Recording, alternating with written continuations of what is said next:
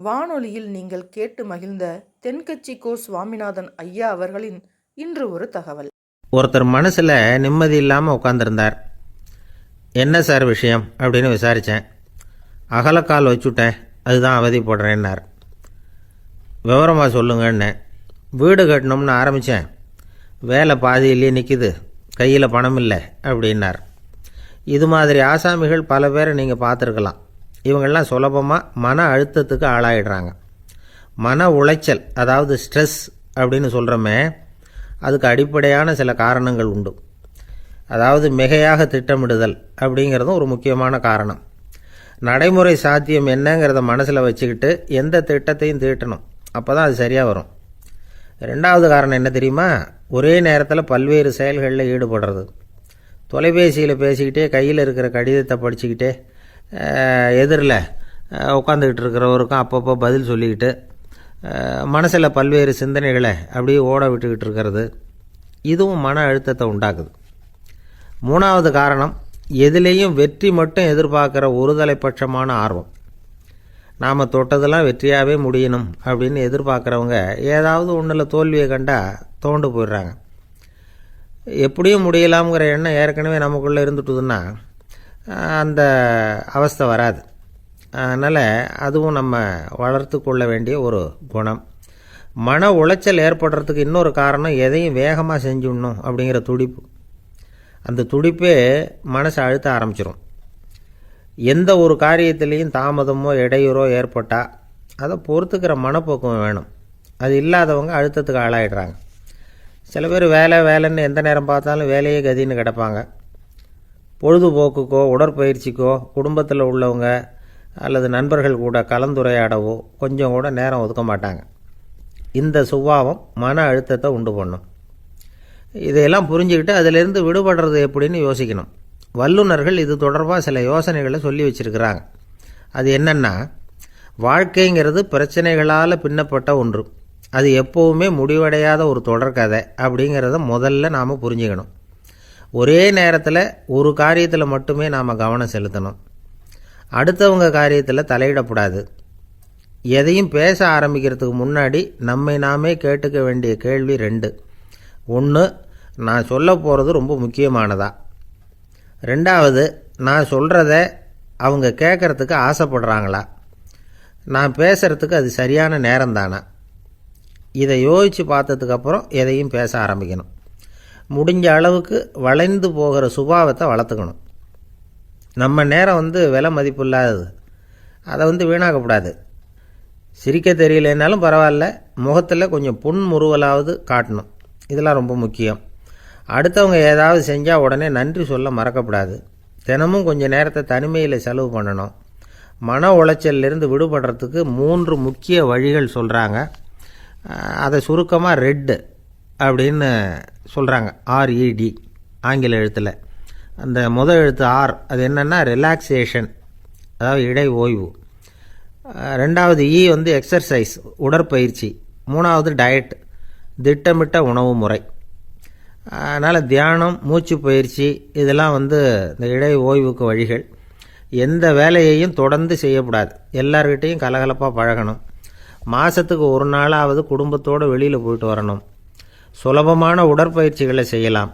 உடற்பயிற்சிங்கிறது நமக்காக நாம் செய்கிற ஒரு நீண்டகால முதலீடு அப்படின்னு சொல்லுவாங்க.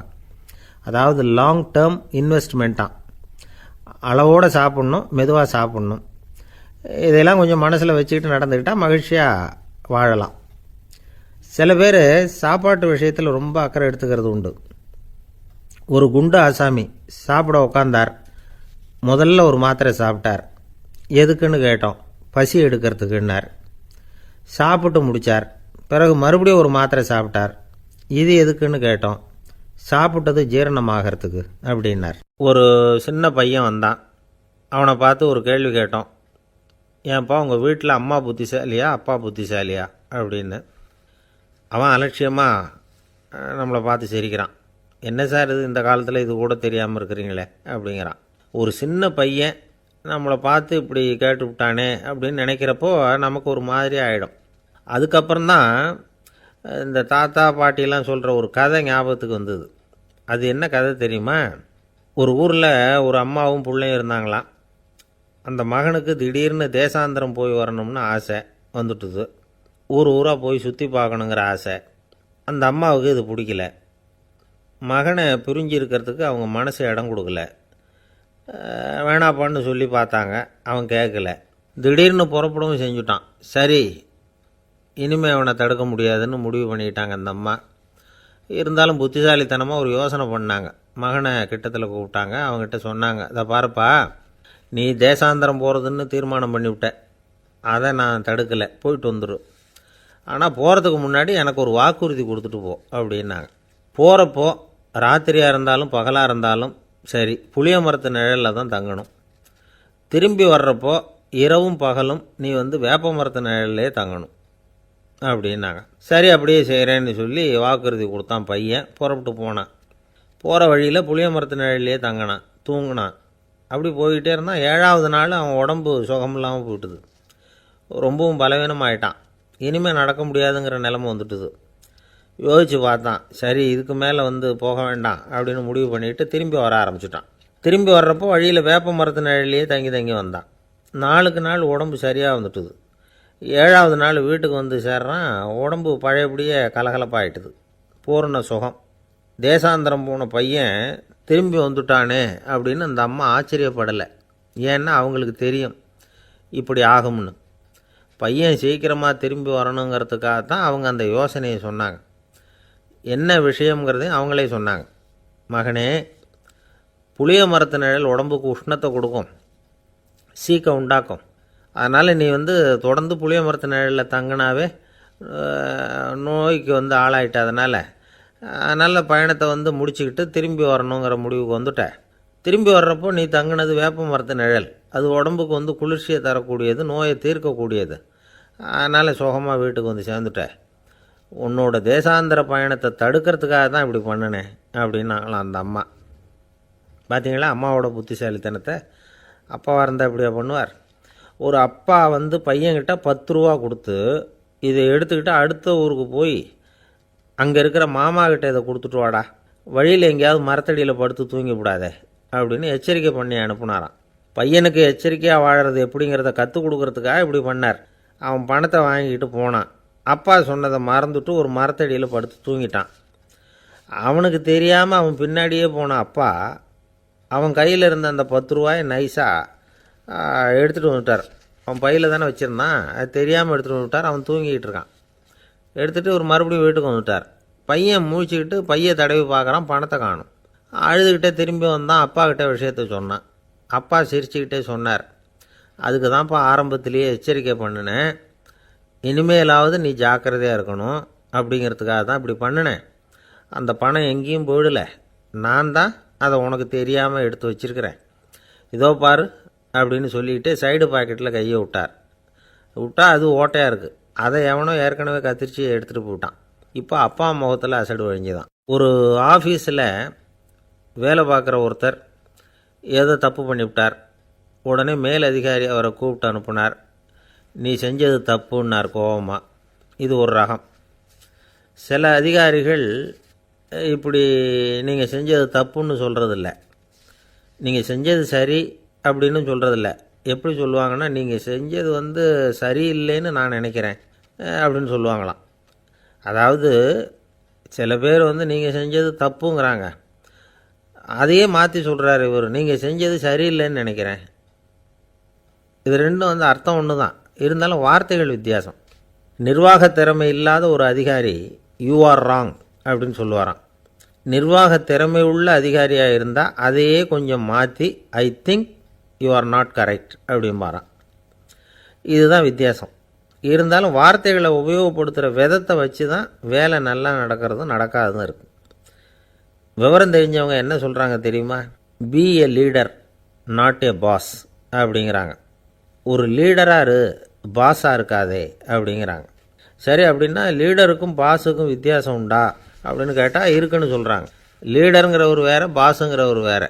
ஒரு லீடர் எப்படி நடந்துக்குவார், ஒரு பாஸ் எப்படி நடந்துக்குவார், இதை முதல்ல நாம் தெரிஞ்சுக்கணும். அவங்க எப்படி நடந்துக்குவாங்க அப்படிங்கிறதுக்கு சில விவரங்கள் இருக்குது. அதை கேட்டோம்னா நாம் புரிஞ்சுக்கலாம். அதை அதாவது பாஸுங்கிறவர் விரட்டிக்கிட்டே இருப்பார், லீடருங்கிறவர் ஊக்கப்படுத்திக்கிட்டே இருப்பார். நாளைக்கு சாயந்தரத்துக்குள்ளே அந்த வேலையை செஞ்சு முடிக்கலைன்னா தொலைச்சி விடுவோம் தொலைச்சி அப்படிம்பார் அவர். இவர் எப்படி சொல்லுவார்னா, இது வரைக்கும் நீங்கள் செஞ்சுருக்கிற வேலை ரொம்ப அற்புதம் அப்படிம்பார். பாஸுங்கிறவர் அதிகாரத்தை நம்பி செயல்படுறவர், லீடருங்கிறவர் நல்லெண்ணத்தை நம்பி செயல்படுறவர்.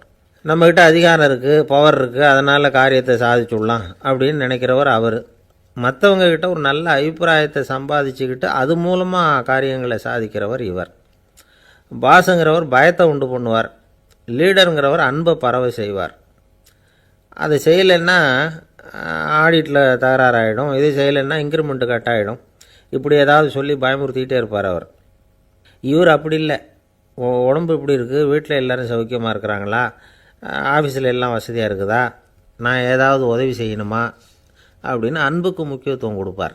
பாஸுங்கிறவர் எதுக்கெடுத்தாலும் நான் சொல்லிகிட்டு இருப்பார், லீடருங்கிறவர் நாமன்னு சொல்லிகிட்டு இருப்பார். பாஸுங்கிறவர் தப்புக்கு காரணம் யாருன்னு பார்ப்பார், லீடருங்கிறவர் தப்பு என்னன்னு பார்ப்பார். இதுதான் ரெண்டு பேருக்கு வித்தியாசம். The boss shows who is wrong, the leader shows what is wrong அப்படின்னு சொல்லுவாங்க. இந்த காரியம் எப்படி செய்யப்பட்டிருக்கு அப்படின்னு தெரிஞ்சுக்கிறவர் பாஸ், இந்த காரியத்தை எப்படி செய்யணும்னு செஞ்சு காட்டுறவர் லீடர். பாஸுங்கிறவர் பணியாளர்களை திட்டுவார், லீடர் மரியாதைக்குரியவராக நடத்துவார், அதுக்குரியவராக அவர் நடந்துக்குவார். செய்கிற வேலையை ஒரு சுமையாக நினைக்க வைக்கிறவர் பாஸ், செய்கிற வேலையை ஒரு சந்தோஷமாக ஆக்கிறவர் லீடர். ஒரு முதலாளியாக இருக்கிறவர் அல்லது ஒரு நிர்வாகியாக இருக்கிறவர் இது மாதிரியான நுணுக்கங்களையெல்லாம் தெரிஞ்சு வச்சுக்கிறது நல்லது. ஒரு பாஸ் இருக்கார், அவர் ஒரு நாள் ரொம்ப பெருமையாக தன்னோட ஆஃபீஸை பற்றி பேசிக்கிட்டு இருந்தார். எனக்கு கீழே 200 பேர் வேலை செய்கிறாங்க சார், நான் ஒரு கோடு கிழிச்சா அவங்க அதை தாண்டாத அளவுக்கு நான் நடந்துக்கிறேன் சார் அப்படின்னார் அவர். அது எப்படி முடியுது உங்களால் அப்படின்னு கேட்டோம். நான் கோடே கிழிக்கிறதில்ல சார் அப்படின்னார். 1816 வருஷம் செப்டம்பர் மாதம் 11 பிரான்ஸ் தேசத்தில் உள்ள ஒரு மருத்துவமனை. அங்கே ஒரு இளம் டாக்டர் கொஞ்ச நாளைக்கு முன்னாடி தான் அந்த ஆஸ்பத்திரியில் புதுசாக வேலைக்கு சேர்ந்துருக்கிறார். அவர் பேர் ரெனே லெனக். அவர் அன்னைக்கு காலையில் அந்த மருத்துவமனையில் அப்படியே ரவுண்ட்ஸ் வந்துக்கிட்டு இருக்கிறார். வார்டில் ஒரு படுக்கையில் ஒரு இளம்பெண் படுத்திருக்கிறார். அந்த பொண்ணுக்கு இருதய நோயாக இருக்கலாம்ங்கிறது மற்ற டாக்டர்கள் சந்தேகம். அந்த காலத்துல எல்லாம் ஒருத்தருடைய இருதய துடிப்பை தெரிஞ்சுக்கணும்னா நோயாளியின் மார்பில் டாக்டர் காதை வச்சு பார்த்து தான் தெரிஞ்சுக்கிறது வழக்கம். ஆனால் இந்த பெண்ணும் இளம்பெண், அந்த டாக்டரும் புதுசாக சேர்ந்துருக்கிறவர். அதனால் பரிசோதனை பண்ண தயங்கினார். கொஞ்ச நேரம் யோசனை பண்ணார். திடீர்னு ஒரு ஞாபகம் வந்தது அவருக்கு. அதாவது அன்றைக்கி விடியற் காலையில் தோட்டத்தில் அப்படி வாக்கிங் போயிட்டு இருந்தப்போ சின்ன பசங்கள்லாம் ஒரு மரக்கட்டையை வச்சு விளையாடிக்கிட்டு இருந்தாங்களாம். அதை இவர் பார்த்துருக்கிறார். அது என்ன விளையாட்டுனா, ஒரு நீளமான மரப்பலகை, அதில் ஒரு முனையில் ஒரு பையன் தன்னுடைய காதை வச்சுக்கிட்டு இருக்கிறான், மறுமுனையில் இன்னொரு பையன் அந்த மரப்பலகையை ஒரு ஆணியால் கீறிக்கிட்டு இருக்கிறான். ஒரு முனையில் ஆணியால் கீறும் பொழுது மறுமுனையில் காதை வச்சிருக்கிற பையனுக்கு அந்த சத்தம் துல்லியமாக கேட்குது. அந்த டாக்டருக்கு காலையில் பார்த்த இந்த விளையாட்டு ஞாபகத்துக்கு வந்துட்டுது. உடனே என்ன பண்ணார் தெரியுமா? ஒரு நீளமான காகிதத்தை எடுத்தார், அதை அப்படியே உருளை மாதிரி உருட்டினார். ஒரு முனையை அந்த நோயாளியின் மார்பில் இடது பக்கம் வச்சார், இன்னொரு முனையில் தன்னுடைய காதை வச்சார். என்ன ஆச்சரியம்! நோயாளியின் மார்பில் நேரடியாக காதை வச்சு கேட்குறத விட துல்லியமாக கேட்டுது இதய துடிப்பு. இதய துடிப்பு மட்டும் இல்லை, மூச்சு இழுத்து விடுறது, திரவ பொருள்களின் அசைவு, எல்லா சத்தமும் தெளிவாக கேட்குது. கிரேக்க மொழியில் ஸ்டெத்தாஸ் அப்படின்னா மார்பு, ஸ்கோப்பின் அப்படின்னா பார்ப்பதுன்னு அர்த்தம். அதனால் டாக்டர் ரெனே லெனக் தான் கண்டுபிடிச்ச கருவிக்கு ஸ்டெத்தஸ்கோப் அப்படின்னு பேர் வச்சார். அவரே முதல் மாடலையும் செஞ்சார். அளவு ரொம்ப பெருசாக இருந்தது, சுலபமாக எடுத்துகிட்டு போகிறது கஷ்டம், அது அவ்வளோ கஷ்டமாக இருந்தது அது. அதனால் அவரே அதை அப்புறம் 2 பிரிவாக தயார் பண்ணார். இது 2 துண்டையும் டாக்டர் தன்னோட கோட்டு பாக்கெட்டில் வச்சுக்கலாம், தேவைப்படுறப்ப எடுத்து ஒன்றா சேர்த்துக்கலாம். இப்படி தான் அவர் ஆரம்பத்தில் பண்ணார். தன்னுடைய இந்த கண்டுபிடிப்பை பற்றி அவர் ஒரு புத்தகம் எழுதினார். நிறைய விற்றுது, புகழும் பணமும் சேர்ந்தது. பணமும் புகழும் சேர்ந்தது மாதிரியே அவருக்கு ஒரு நோயும் சேர்ந்தது. அது என்ன நோயின்னு கண்டுபிடிக்கிறதுக்கும் அவர் கண்டுபிடிச்ச கருவி தான் உபயோகப்பட்டு தான். அவரே அதை கண்டுபிடிச்சார்.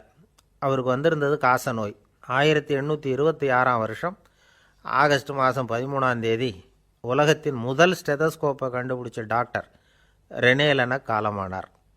அவர் சாகிறதுக்கு முன்னாடி மரத்தால் செஞ்சு வச்சுருந்த ஸ்டெதஸ்கோப்பை தனக்கு வேண்டியப்பட்ட ஒரு டாக்டர்கிட்ட கொடுத்து, என்னுடைய சொத்துக்கள்லேயே ரொம்ப வசந்தது அப்படின்னு சொன்னாராம். அதுக்கப்புறம் 3 வெள்ளைக்காரங்க சேர்ந்து இந்த கருவியில் சில மாற்றங்களை பண்ணாங்க. ஆனால் 1829 லண்டனில் டாக்டர் நிக்கோலஸுங்கிறவர் ஒரு காதால் இதய துடிப்பை கேட்குறத விட டாக்டர் 2 காதாலையும் கேட்குறது தான் சரியாக இருக்கும் அப்படின்னு ஒரு கருத்தை வெளியிட்டார். அதுக்கப்புறம் ரொம்ப காலம் கழித்து 1852 ஜார்ஜ் காமான் அப்படிங்கிறவர் ரப்பர் டியூபுகளை உபயோகப்படுத்தி 2 காதாலையும் கேட்குற மாதிரி ஒரு புதிய வடிவத்தை அதுக்கு கொடுத்தார். அதுக்கு பிறகு அது படிப்படியாக எவ்வளவோ மாற்றங்கள் இருந்தாலும் ஆரம்பத்தில் டாக்டர் ரெனே லெனக் உருவாக்கின அடிப்படை மாடலை யாரும் மாற்றி அமைக்கலைங்கிறது தான் முக்கியமான விஷயம். நமக்கு தெரிஞ்ச ஒரு ஆஸ்பத்திரி, அதில் ஒரு நோயாளி, காலை நேரத்தில் நர்ஸு அந்த பக்கமாக போயிட்டு இருந்தாங்க. அதை பார்த்துட்டு ஒரு நர்ஸுன்னு கத்துறார். நர்ஸு அவசரமாக ஓடி வந்து என்ன விஷயம்னு கேட்டாங்க. சிஸ்டர், இங்கே பாருங்கள், உங்கள் டாக்டரை என் நெஞ்சில் அவர் காதை வச்சு கேட்டுக்கிட்டு இருக்கிறார் அப்படின்னார் நோயாளி. சிஸ்டர் பதட்டப்படாமல், அதனால் என்ன, இந்த டாக்டர் பழமையான விஷயங்களில் ரொம்ப நம்பிக்கை உள்ளவர், அதனால் ஸ்டெதாஸ்கோப்பை உபயோகப்படுத்தாமல் காதை வச்சு கேட்குறார், அது ஒன்றும் தப்பு இல்லை அப்படின்னாங்களாம். ஐயோ, அதுக்காக இல்லை சிஸ்டர், இவர் என் நெஞ்சு மேலே தலையை வச்சது நேற்று ராத்திரி 9 மணி, இப்போ விடிஞ்சு போச்சு, இன்னமும் தலையை எடுக்கவே இல்லை, அதுக்காக தான் சந்தேகப்பட்டு உங்களை கூப்பிட்றேன் அப்படின்னாராம். அம்மாக்காரங்களுக்கு அடிக்கடி ஏற்படுற கவலை ஒன்று உண்டு. அதாவது குழந்தை சரியாக சாப்பிட மாட்டேங்குதே அப்படிங்கிற கவலை. இவங்கெல்லாம் ஒரு விஷயத்தை நல்லா புரிஞ்சுக்கணும். குழந்தைகள்ங்கிறவங்க பெரியவங்க மாதிரி இல்லை. அவங்க கடிகாரத்தில் மணியை பார்த்துட்டு சாப்பிட்றதுக்கு உட்கார்ற ரகம் கிடையாது. பசிச்சா சாப்பிடுவாங்க, இல்லைன்னா விளையாடுவாங்க அல்லது தூங்குவாங்க. அது புரியாமல் அவங்கள கட்டாயப்படுத்தி அல்லது மிரட்டி சாப்பிட வைக்கிறது ரொம்ப தப்பு. ஒரு 8 மாத குழந்தைக்கு 3 மணி நேரத்துக்கு ஒரு தடவை பசிக்கும். அந்த நேரம் பார்த்து சாப்பாடு கொடுத்தா அடம் பண்ணாமல் அது பாட்டுக்கு சாப்பிட்றோம். அதே குழந்தைக்கு 1 வயசு ஆகிறப்போ 4 மணி நேரத்துக்கு ஒரு தடவை பசிக்கும். இந்த வயசில் இயற்கையாகவே பசி குறைஞ்சிருக்கும். அது புரியாமல் என் குழந்தை முன்னாடி மாதிரி இப்போ சரியாக சாப்பிட மாட்டேங்கிறான் அப்படின்னு சில பேர் டாக்டர்கிட்ட போய் சொல்லிக்கிட்டு இருப்பாங்க. இன்னொரு விஷயம், ஒரு குழந்தைக்கு வயசு அதிகமாகிற வேகத்துக்கு உடம்பு எடையும் அதிகமாகிக்கிட்டே போகாது. உடம்பு எடை அதிகமாகிற வேகம் குறைஞ்சிக்கிட்டே வரும். 6 மாத குழந்தைக்கு ஒரு வாரத்தில் 150 கிராம் எடை கூடும். ஒரு வயசில் வாரத்துக்கு 71 கிராம் எடை கூடும். இது புரியாமல் அதிகமாக சாப்பாட்டை கொடுத்து குழந்தைய கஷ்டப்படுத்தக்கூடாது. ஏன்னா அளவுக்கு மீறின உணவு அஜீரணத்தை உண்டு பண்ணிவிடும். குழந்தைக்கு ஒரு தட்டில் கொஞ்சமாக ஆகாரத்தை வச்சு கொண்டுகிட்டு போய் கொடுக்கணும். மலை மாதிரி குவிச்சு வச்சா அதை பார்த்ததுமே பசி அடங்கி போயிடும். அடித்து மிரட்டி பயமுறுத்தி குழந்தைய சாப்பிட வைக்கிற பழக்கம் இருக்குது பாருங்கள், அதுக்கு ஃபுட் ஃபோர்ஸிங் அப்படின்னு பேர். இப்படி பண்ணுனா குழந்தைக்கு சாப்பாட்டில் விருப்பம் குறைஞ்சிரும், அதை கண்டாவே வெறுக்க ஆரம்பிச்சிடும். அது மாதிரி உளம் சார்ந்த பசி குறைவு, சைக்கோஜெனிக் அனோரெக்சியா, அது ஏற்படுமா. சாப்பாடுங்கிறதே ஒரு தண்டனை மாதிரி தோணும். குழந்தைகளுக்கு பிடிச்ச மாதிரியான ஆகாரத்தை கொடுக்கணும். சத்து அதிகம் இருக்குங்கிறதுக்காக அதுக்கு பிடிக்காத ஆகாரத்தை கொடுத்து கட்டாயப்படுத்தக்கூடாது. குழந்தைகளுக்கு 2 வயசு ஆகிறப்போ இயற்கையாகவே எதிர்மறை குணம் உண்டாகும். அதாவது அந்த எதிர்மறையாக பேசுகிறது. இது மாதிரி சமயங்களில் நாம் என்ன சொல்கிறோமோ அதுக்கு நேர்மாறாக நடந்துக்கும். ஏட்டிக்கு போட்டி, சாப்பிட சொன்னால் விளையாட போகும், விளையாட சொன்னால் சாப்பாடு கேட்கும். இதை புரிஞ்சுக்கிட்டு நடந்துக்கணும். குழந்தை சொன்ன பேச்சை கேட்கலேன்னு கோவப்படக்கூடாது. குழந்தை வளர வளர பிடிவாத குணம் வர்றது சகஜம். கேட்டதை வாங்கி கொடுத்தா தான் சாப்பிடுவேன் அப்படின்னு பிடிவாதம் பண்ணும். வாங்கி கொடுத்து விட்றது தான் உத்தமம். நீங்களும் அதுக்கிட்ட பிடிவாதம் பண்ணிகிட்டு இருக்கக்கூடாது. ஏன்னா கேட்டது கிடைக்கலையேங்கிற ஏமாற்றம் கூட குழந்தையோட பசியை குறைச்சிரும். கேட்டது கிடைச்சிட்டா பசி அதிகமாகும், கொடுத்ததை மலமலன்னு சாப்பிட்றோம். குழந்தைகளுக்கு கண்ட நேரத்தில் சாப்பிட்றதுக்கு எதையாவது வாங்கி கொடுத்துக்கிட்டு இருந்தால் சாப்பாட்டு நேரத்தில் சாப்பிடாமல் அடம் பண்ண ஆரம்பிச்சிடும். பள்ளிக்கூடம் போகிற பிள்ளைங்க காலை உணவை சரியாக சாப்பிட மாட்டாங்க. அச்சம், அவசரம், பரபரப்பு இதெல்லாம் தான் காரணம். பள்ளிக்கு புறப்படுறதுக்கு ஒரு 3/4 மணி நேரத்துக்கு முன்னாடியே சாப்பாடு போட்டுருங்க, அது சரியாக போடும். படிக்கிற குழந்தைகள் உடல் சோர்வு, மனச்சோர்வு இது காரணமாக கூட சாப்பிட மறுக்கிறது உண்டு. இப்போ உதாரணமாக சாயந்தரம் விளையாடி விட்டு வீட்டுக்கு வந்ததும் சாப்பிட சொன்னால் வேணாம்பாங்க. இது உடல் சோர்வு. ரொம்ப நேரம் வீட்டு பாடங்களை செஞ்சு முடித்த கையோடு சாப்பிட சொன்னாலும் அவங்களால சரியாக சாப்பிட முடியாது. இது உளச்சோர்வு. அதாவது மனச்சோர்வு. இதை தவிர குழந்தைகளுக்கு உடல்நல குறைவு ஏற்பட்டால் கூட சாப்பிட மறுக்கிறது உண்டு. சில மருந்து மாத்திரைகள் கூட பசியை குறைச்சிரும். அதனால் சரியாக தெரிஞ்சுக்கிட்டு குழந்தைகளை சாப்பிட வைக்கணும். அது புரியாமல் கையில் சாப்பாட்டு தட்டை வச்சுக்கிட்டு குழந்தைகளை விரட்டிக்கிட்டு அலையக்கூடாது. ஒரு சின்ன பையன் சொன்னான், எங்கள் அம்மா சாப்பாடு போடுறது தெரிஞ்சால் நான் உடனே வீட்டை விட்டு வெளியில் ஓடி போடுவேன் அப்படின்னா. ஏன் அப்படி பண்ணுறேன்னு கேட்டோம்.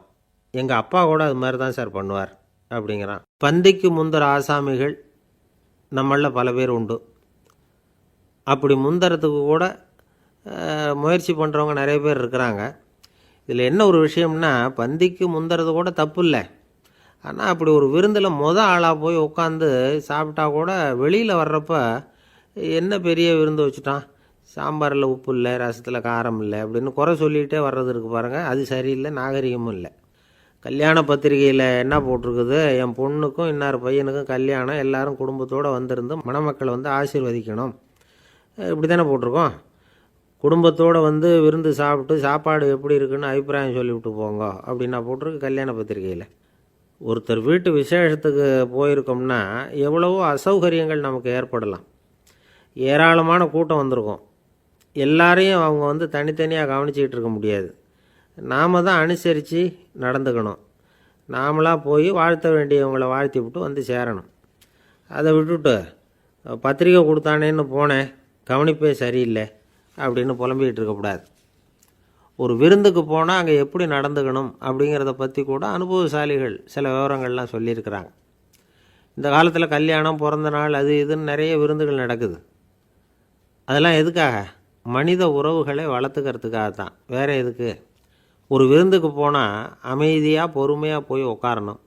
அடித்து பிடிச்சிக்கிட்டு இடத்த பிடிக்க போகிறேன் அப்படின்னு நிற்கக்கூடாது. முதல் பந்தி நடந்துக்கிட்டு இருந்தால் அது முடிஞ்சு இலை எடுத்து சுத்தம் பண்ணதுக்கு அப்புறம் போய் உட்கார்றது தான் நாகரீகம். இலை எடுக்கிறதுக்கு முன்னாடி அங்கே போய் உட்காந்தா நல்லா இருக்காது. நீங்கள் சாப்பிட்டுட்டு உட்காந்துருக்கீங்களா, சாப்பிட்றதுக்கு உட்காந்துருக்கீங்களா, பார்க்குறவங்களுக்கு சந்தேகம் வந்துடும். அதே மாதிரி இலையில் எல்லா ஐட்டமும் பரிமாறினதுக்கு அப்புறம் சாப்பிட ஆரம்பிக்கணும். ஒவ்வொரு ஐட்டமாக வைக்க வைக்க நாம் பாட்டுக்கு எடுத்து உள்ளே தள்ளிகிட்டே இருந்தோம்னா எதை வச்சோம் எதை வைக்கலன்னு பரிமாறினவரே குழம்பி போயிடுவார்.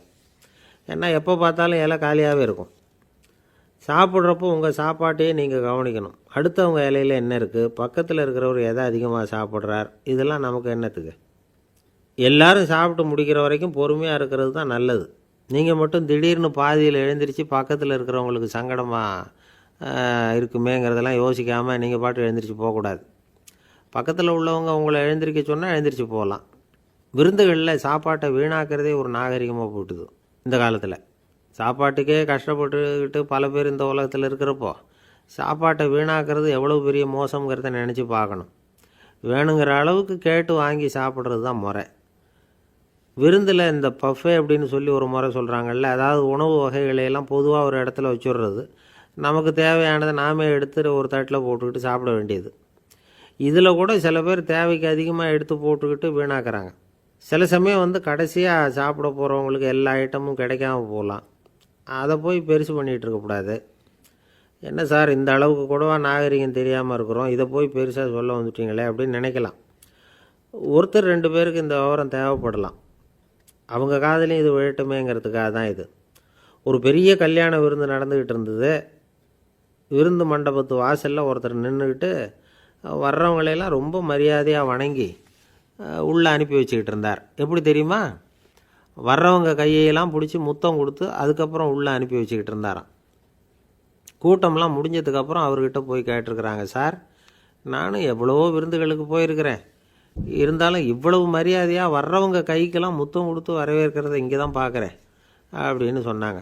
அதுக்கு அவர் சொன்னார், அட போங்க சார், நான் முத்தம் கொடுக்கல, முந்தின பந்திக்கு சாப்பிட்டவங்களே அடுத்த பந்திக்கும் வர்றாங்களான்னு மோந்து பார்த்து அனுப்பி வச்சுக்கிட்டு இருந்தேன் அப்படின்னார். ஒரு பல்கலைக்கழகம், அங்கே ஒரு இலக்கிய பேராசிரியர், அவர் பாடம் நடத்திக்கிட்டு இருந்தார். ராபர்ட் ப்ரௌனிங் எழுதிய கவிதைகளை பற்றி சொல்லிகிட்டு இருக்கிறார். மாணவர்களும் ரொம்ப அக்கறையாக அதை கேட்டுக்கிட்டு இருக்கிறாங்க. ஒரு குறிப்பிட்ட கவிதையை பற்றி சொல்லும் பொழுது அந்த பேராசிரியருக்கே ஒரு சந்தேகம். அதாவது அந்த கவிதையின் சரியான அர்த்தம் என்னங்கிறதுல சந்தேகம். பேராசிரியர் யோசனை பண்ணார். அந்த கவிதையை முழுசாக புரிஞ்சிக்க முடியல. அதனால் மாணவர்களை பார்த்து சொன்னார், மாணவர்களே, ஒரு நாள் பொறுத்துக்குங்க. இந்த கவிதையை எழுதின கவிஞர் எங்கள் வீட்டுக்கு பக்கத்தில் தான் இருக்கிறார். இன்றைக்கி சாயந்தரம் நான் அவரை நேர்லேயே போய் பார்க்குறேன். பார்த்து இதுக்கு என்னங்க அர்த்தம்னு கேட்டுட்டு வந்துவிடுறேன். அதுக்கப்புறம் உங்ககிட்ட சொல்கிறேன் அப்படின்னாராம். அன்றைக்கி சாயந்தரமே அந்த பேராசிரியர் கவிஞரை தேடிக்கிட்டு போயிட்டார். கவிஞர் அவங்க வீட்டில் அவர் பாட்டு உட்காந்துருந்தாராம். இவர் போய் அவர் முன்னாடி உட்காந்தார். அப்புறம் கேட்டார், ஐயா, அந்த கவிதையின் முழு பொருள் என்னன்னு தெரிஞ்சுட்டு போகிறதுக்காக வந்திருக்கிறேன் அப்படின்னாராம். எந்த கவிதை அப்படின்னாராம் அவர். இவர் அந்த கவிதையை சொல்லியிருக்கார். கவிஞர் கொஞ்சம் யோசனை பண்ணிவிட்டு அப்புறம் சொன்னாராம், பேராசிரியரே, நீங்கள் கொஞ்சம் தாமதமாக வந்துட்டீங்கன்னாராம். இவருக்கு ஒன்றும் புரியல. நீங்கள் என்ன சொல்கிறீங்க? நான் தாமதமாக வந்துட்டேன்னா? நீங்கள் தான் உயிரோடு இருக்கிறீங்களே, அப்படி இருக்கும்பொழுது நான் தாமதமாக வந்துவிட்டேன்னா அது எப்படி அப்படின்னு இவர் குழம்பியிருக்கிறார். இப்போ கவிஞர் சொன்னாராம், ஐயா, நான் உயிரோடு இருக்கிறேன்னா இல்லையாங்கிறது முக்கியம் இல்லை. நான் அந்த கவிதை வரிகளை எழுதினப்போ 2 பேருக்கு அதோட அர்த்தம் தெரிஞ்சிருந்தது. இப்போ ஒரே ஒருத்தருக்கு தான் அதோட அர்த்தம் தெரியும் அப்படின்னாராம். பேராசிரியர் யோசனை பண்ணியிருக்கார். அப்படின்னா அந்த ஒருத்தர் கவிஞர் ராபர்ட் ப்ரௌனிங்கை தவிர வேறு யாராக இருக்க முடியும்? இவர் தான் அப்படிங்கிறத அவர் மனசில் நினச்சிக்கிட்டார். அதனால் சொன்னார், ஐயா, நான் தாமதமாக வரல, அந்த கவிதையின் பொருள் என்ன அது சொல்லுங்கன்னார். பேராசிரியரே, நான் சொல்கிறது உங்களுக்கு புரியலைன்னு நினைக்கிறேன். நான் இந்த வரிகள் எழுதினப்போ 2 பேருக்கு அதோட அர்த்தம் தெரிஞ்சிருந்தது. அந்த 2 பேர் யாருன்னா, ஒருத்தர் ராபர்ட் ப்ரௌனிங், அதாவது நான், இன்னொருத்தர் கடவுள். இப்போ அது கடவுளுக்கு மட்டும்தான் தெரியும். நானே இதை பற்றி பல தடவை யோசனை பண்ணி பார்த்தேன். இது ரொம்ப அழகானது, ஆனாலும் ரொம்ப வழுக்கலானது. அதை பிடிச்சிட்டோம்னு நினச்சிக்கிட்டு இருக்கும் பொழுதே காற்று மாதிரி அது உங்ககிட்ட இருந்து ஓடி போயிடுது. எனக்கு ரொம்பவும் வருத்தமாக தான் இருக்குது. நிச்சயமாக நான் தான் இந்த வரிகளை எழுதியிருக்கிறேன். அதில் அர்த்தம் இருக்குங்கிறது எனக்கு தெரியும். அதை நான் உணர்கிறேன். ஆனால் நீங்கள் என்னை மன்னிக்கணும். எனக்கே கூட அதை என்னால் விளக்க முடியல. அப்படி இருக்கும்பொழுது உங்களுக்கு எப்படி அதை நான் விளக்க முடியும் அப்படின்னாராம் அந்த கவிஞர். அனுபவிக்கப்படக்கூடிய எல்லாமே விளக்கப்படக்கூடிய ஒன்றல்ல, விளக்கப்படும் எல்லாமே அனுபவிக்கப்படக்கூடிய ஒன்றல்ல அப்படிங்கிறது ஞானிகளுடைய கருத்து. அதுக்காக தான் அந்த சம்பவம். வாழ்க்கையில் நீங்கள் தொடர்ந்து ஆய்வு செய்து கொண்டே இருக்கக்கூடிய விளக்கங்களை ஒருபோதும் அடைய முடியாத பரிமாணங்கள் இருக்கிறதுனால தான் அது அலுப்பு தட்டாமல் இருக்குது. உங்களால் நிறைய அனுபவிக்க முடியும். இருந்தாலும் நீங்கள் அனுபவித்து அறிந்த விஷயங்கள் கூட வார்த்தைகளால் விளக்கப்பட முடிவதில்லை அப்படிங்கிறது பெரியோர் சிந்தனை. இதெல்லாம் ஒரு பக்கம் இருக்கட்டும். நமக்கு தெரிஞ்ச பேராசிரியர் ஒருத்தர் 1 மணி நேரம் ரொம்ப விவரமாக வகுப்பு எடுத்தார். கடைசியாக சொன்னார், மாணவர்களே, ரொம்பவும் எளிமையாக விளக்கமாக எல்லா விவரமும் சொல்லியிருக்கிறேன். அதனால் இதில் உங்களுக்கு சந்தேகம் வர்றதுக்கு வாய்ப்பே இல்லை. இருந்தாலும் கேட்க வேண்டிய கடமை கேட்குறேன். இது வரைக்கும் நடத்தினதில் யாருக்காவது ஏதாவது சந்தேகம் உண்டா அப்படின்னு கேட்டாராம். எனக்கு ஒரே ஒரு சந்தேகம்தான் சார் அப்படின்னு எழுந்திரிச்சு நிற்கிறான் ஒருத்தன். என்னன்னு கேட்டாராம். இது வரைக்கும் நீங்கள் என்ன பாடம் சார் நடத்துனீங்க அப்படின்னானா அவன். என்ன சார் உங்கள் பையன் என்ன செஞ்சுக்கிட்டு இருக்கிறான் இப்போது அப்படின்னு கேட்டார் ஒருத்தர். அடிக்கடி கண்ணாடி முன்னாடி நின்று அழகு பார்த்துக்கிட்டு இருக்கிறான் சார் அப்படின்னாரு அப்பா. இளம் பருவம் இப்படி தான் இருக்கும், அதையெல்லாம் சாதாரணமாக நினச்சிடாதீங்க அப்படின்னாரு அவர். என்ன சார் சொல்கிறீங்க? கண்ணாடி முன்னாடி நின்றுக்கிட்டு நேரத்தை வீணாக்கிக்கிட்டு இருக்கான், அதை ஒரு பெரிய விஷயமாக நான் நினைக்கணுமா அப்படின்னாரு இவர். இளம் பருவத்தில் இளைஞர்களுக்கும் சின்ன பொண்ணுங்களுக்கும் அடிக்கடி கண்ணாடியில் பார்க்கணும்னு தோணும். அது வெறுமனே அழகு பார்க்குறது மட்டும் இல்லை, அவங்க தங்களையே தேடி கண்டுபிடிக்கிற ஒரு முயற்சி அது. இது ஒரு மனோதத்துவ விளைவு. இது வரைக்கும் சின்ன பிள்ளையாக இருந்துட்டோம், இனிமேல் நாமளும் மற்றவங்க மாதிரி மனிதர்கள் தான் அப்படிங்கிற உணர்வு அவங்களுக்கு வருது. தங்களோட முகம் எப்படி இருக்குது, அழகு எப்படி இருக்குது, உடம்பு நேரம் எப்படி இருக்குது, முடி எப்படி இருக்குது அப்படிங்கிறதையெல்லாம் கண்டுபிடிக்கிறாங்க. அதுக்கப்புறம் இன்னொரு ஆணோ பொண்ணோ தன்னை கவனிக்கணும் அப்படின்னு நினைக்கிறாங்க. இதெல்லாம் மனோதத்துவ உண்மைகள், இதெல்லாம் இயற்கை. இதை பார்த்துட்டு பெற்றவங்க பிள்ளைங்க கெட்டு போட்டாங்க அப்படின்னு நினைக்கக்கூடாது, அவங்கள திட்டிக்கிட்டே இருக்கக்கூடாது. இன்றைக்கி பல குடும்பங்களில் இதுதான் நடந்துக்கிட்டு இருக்குது. மனுஷ வாழ்க்கையிலேயே இப்படியும் இல்லாத அப்படியும் இல்லாத ஒரு பருவம் இளம் பருவம். 13லேருந்து 19 வயசுக்கு உட்பட்ட ஆண்கள் பெண்கள் இந்த வகையை சேர்ந்தவங்க, டீனேஜ் குரூப். இவங்களை சின்னவங்கன்னு நினச்சிட முடியாது, பெரியவங்கன்னு நினச்சிட முடியாது. இவங்க ரொம்ப சென்சிட்டிவ். சமூகம் நினச்சா இவங்களை நல்லவங்களாகவும் ஆக்கலாம், கெட்டவங்களாகவும் ஆக்கலாம். கொஞ்சம் அக்கறை எடுத்துக்கிட்டால் பெரிய பெரிய மேதைகளையும் விஞ்ஞானிகளையும் உருவாக்கலாம். ஆனால் நடக்கிறது என்ன தெரியுமா? அநேகமாக இவங்களை யாருமே சரியாக புரிஞ்சுக்கிறதில்ல, இவங்களை சரியாக நடத்துறதும் இல்லை. இது வரைக்கும் நாம் சொல்கிறத கேட்டுக்கிட்டு இருந்தான், இப்போல்லாம் அவன் இஷ்டத்துக்கு நடக்க ஆரம்பிச்சுட்டான் அப்படின்னு வருத்தப்படுற பெற்றோர்கள் அதிகம். இது வருத்தப்படுற விஷயம் இல்லை, சந்தோஷப்பட வேண்டிய விஷயம். உங்கள் புள்ள சொந்தமாக யோசிக்க ஆரம்பிக்கிறதும் நடந்துக்க ஆரம்பிக்கிறதும் ஒரு தப்பான விஷயமா? அவன் கடைசி வரைக்கும் உங்கள் பேச்சையே கேட்டுக்கிட்டு இருக்கணுங்கிறது என்ன நியாயம்? இன்றைக்கி இளைஞர்களை பெரியவங்க தப்பாக புரிஞ்சுக்கிட்டு தவறாக நடத்துறதுனால தான் அவங்களுக்கு வெறுப்பு, எரிச்சல், மனக்கசப்பு எல்லாம் உண்டாகுது. பெற்றவங்க சரியாக மதிக்கிறது இல்லை அப்படிங்கிற ஒரே காரணத்தினாலேயே வீணாக போகிற பிள்ளைங்க இன்றைக்கி அதிகம். சரி, பெற்றவங்களுக்கு இன்றைக்கி என்ன தான் புத்தி சொல்ல வர்றீங்க அப்படின்னு கேட்குறீங்களா? நாம் எதையும் சொல்ல வரல. ஆனால் அது சம்பந்தமான சில நிபுணர்கள் சொல்லியிருக்கிறத உங்கள் காதில் போட்டு வைக்கலாம். அது என்னென்னா, பிள்ளைங்க கிட்ட அன்பு செலுத்துங்க. குழந்தையாக இருந்தப்போ எவ்வளவு பாசமாக இருந்தீங்க, வளர வளர அதை ஏன் குறைச்சிக்கிறீங்க? பெற்றவங்களின் அன்பான வார்த்தைகளுக்கு ஏங்குறவங்க தான் இன்றைய இளைஞர்கள். அவங்க எதை சொன்னாலும் அதை அக்கறையாக காது கொடுத்து கேளுங்க, அலட்சியப்படுத்தாதீங்க. அவங்க விரும்புகிறது உங்கள்கிட்டேருந்து ஒரு மதிப்பு, மரியாதை, அங்கீகாரம், இவ்வளவு தான். அவங்க அவங்களாவே முடிவுகள் எடுக்கட்டும், அதுக்கு நீங்கள் உதவியாக இருங்க, அது போதும். மற்றவங்க முன்னாடி, முக்கியமாக அவங்க நண்பர்கள் முன்னாடி அவங்கள பற்றி மட்டமாக பேசாதீங்க. அவங்கக்கிட்ட பொய் சொல்லக்கூடாது. நீங்கள் சொன்னது பொய்ன்னு தெரிஞ்சு போச்சுன்னா உங்கள் பேரில் அவங்களுக்கு இருக்கிற மதிப்பு போயிடும், நம்பிக்கை போயிடும். அவங்களுக்கு முன்னாடி நீங்கள் சண்டை போடக்கூடாது. உங்கள் பிள்ளைய எப்பவும் இன்னொரு பிள்ளையோட ஒப்பிட்டு பேசுகிற வேலையே வேணாம். கூட பிறந்த மற்றவங்களோட கூட ஒப்பிடக்கூடாது. இப்படி செஞ்சால் அவன் உங்ககிட்டையும் பிரியமாக இருக்க மாட்டான், அவங்ககிட்டையும் பிரியமாக இருக்க மாட்டான். புள்ள எங்கே போகிறான், என்ன பண்ணுறான் அப்படின்லாம் துப்பறிஞ்சிக்கிட்டு இருக்கக்கூடாது. இளைஞர்கள் தனிமையை விரும்புகிறவங்க. அவங்கள பெட்டியில் வச்சு மூடி பாதுகாக்கணும்னு நினைக்கக்கூடாது. அவங்கள எப்படி பாதுகாக்கிறது அப்படிங்கிறது அவங்களுக்கே தெரியும். உங்கள் புள்ள எப்படி நடந்துக்கணும்னு நீங்கள் எதிர்பார்க்குறீங்களோ அது மாதிரி நீங்கள் நடந்து காட்டுங்க, அது போதும். ஒரு வீட்டில் அப்பாவும் அம்மாவும் பேசிக்கிட்டு இருக்கிறாங்க.